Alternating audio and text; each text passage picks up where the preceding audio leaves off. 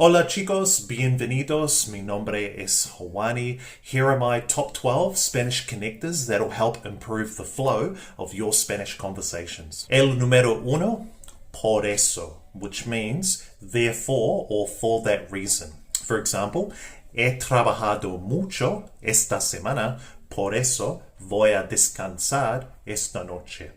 He trabajado mucho esta semana, por eso voy a descansar esta noche. So I have worked a lot this week. For that reason, or therefore, I'm going to rest tonight. El número dos, en cambio, which in this context means whereas. So just like it is in English, presenting two countering ideas. For example, soy alto, en cambio, mi hermano es bajo. Soy alto, en cambio, mi hermano es bajo. So I am tall, whereas my brother is short.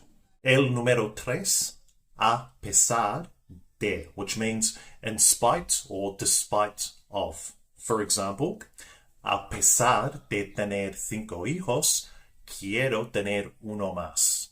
A pesar de tener 5 hijos, quiero tener uno más. So despite having 5 kids, I want to have one more. So notice in this context, in the yo form, I can just leave that verb tener unconjugated in its infinitive form. However, just be aware that with this phrase and also a lot of other phrases in Spanish, if you're using it in a different context with a different person, the grammar would slightly change. For example, if I wanted to use the same example but talk about my sister, I would say, a pesar de que mi hermana tiene 5 hijos, quiere tener uno más. A pesar de que mi hermana tiene 5 hijos, quiere tener uno más. So just notice here grammatically how we have to say a pesar de que in this example. Moving on, number 4, en pocas palabras. En pocas palabras, which means long story short or in a nutshell, when you want to summarize information. For example, en pocas palabras, tengo demasiado trabajo. En pocas palabras, tengo demasiado trabajo. So long story short, or in a nutshell, I have too much work. Next up, we've got sin embargo.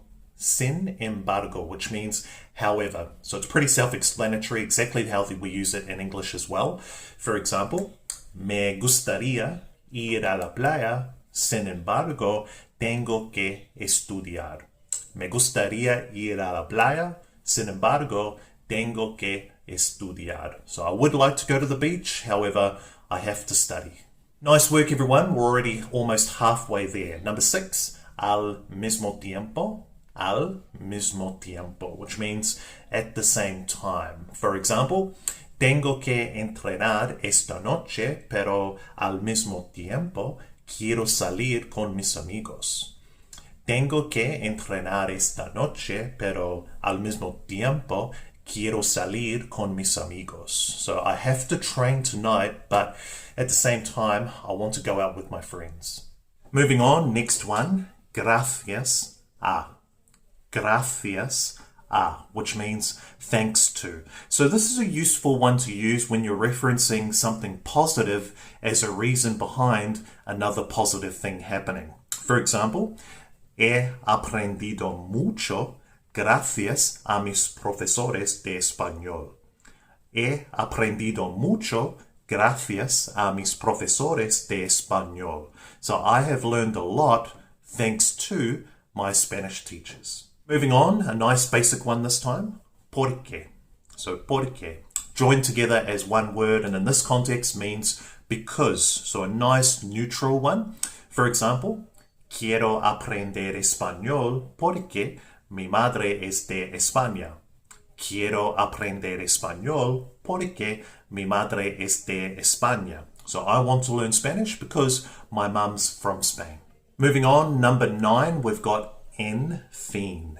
Infin, which means anyway in this particular context. Now, when I say this context, I mean we're using it like we would in English to change the subject of the conversation. For example, no hay problema, estoy bien, En fin, ¿cómo estás?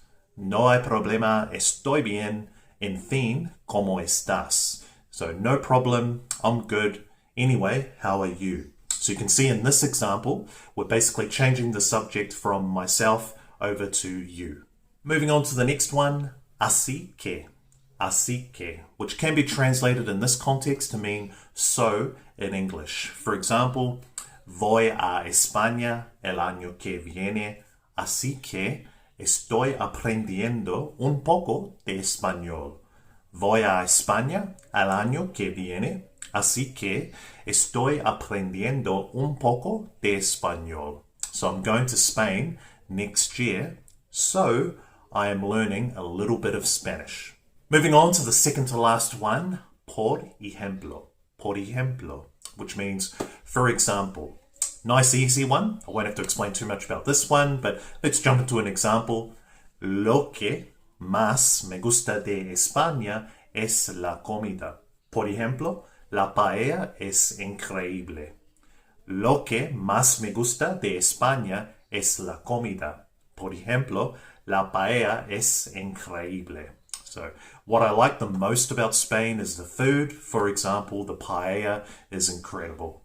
Last one, another very common one, we've got en vez de, which means instead of. So nice simple one again, just like it is in English. To give you another example, prefiero coger el tren en vez de caminar.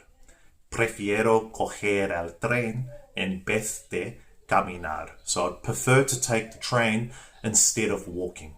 Nice work, everyone, and that is all for today. So you know what to do next. Try and take a handful of these phrases and add them into your conversations in Spanish. As I said, the more words and the more vocabulary you have up your arsenal, the more tools it gives you to express yourself more in a conversation, and ultimately it keeps a conversation more engaging as well. Not only for yourself, but also for the people that you're speaking with also. If I can help with anything else, as always, don't hesitate to leave a comment or a question in the comment section below. If you also got any value from this video, please consider liking the video, and if you haven't already, please consider subscribing, and I'll see you next time.